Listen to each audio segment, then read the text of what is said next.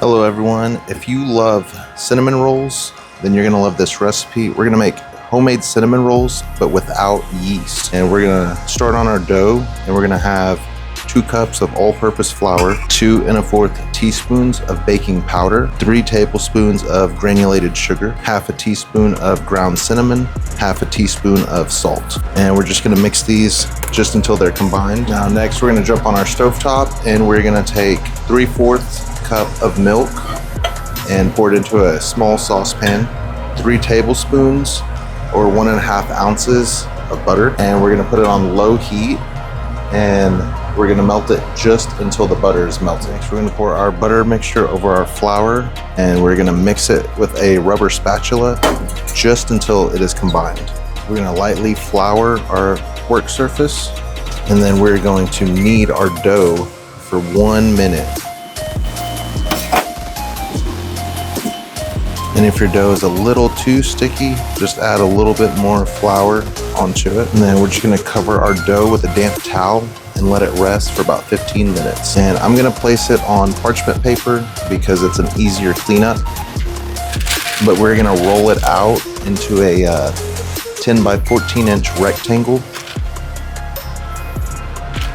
1 tablespoon or 1/2 ounce of butter melted, and we're gonna brush it on top of our dough. We're gonna take 1/2 cup of brown sugar and 2.5 teaspoons of ground cinnamon. Just gonna mix it up just until it's combined.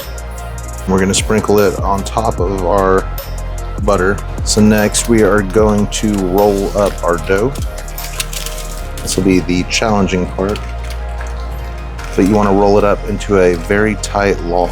Now with our log rolled up, we're gonna cut 9 segments out of it and place them in an 8 by 8 baking dish. We're gonna go ahead and bake these off at 350 degrees Fahrenheit for 25 to 30 minutes or until golden brown. And here's our cinnamon rolls. We're just gonna let these cool before we ice them.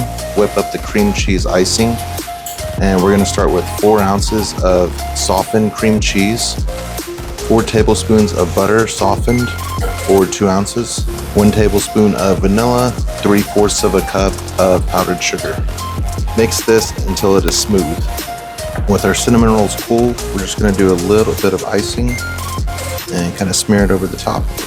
Here we have our no yeast cinnamon rolls. These turned out absolutely fantastic.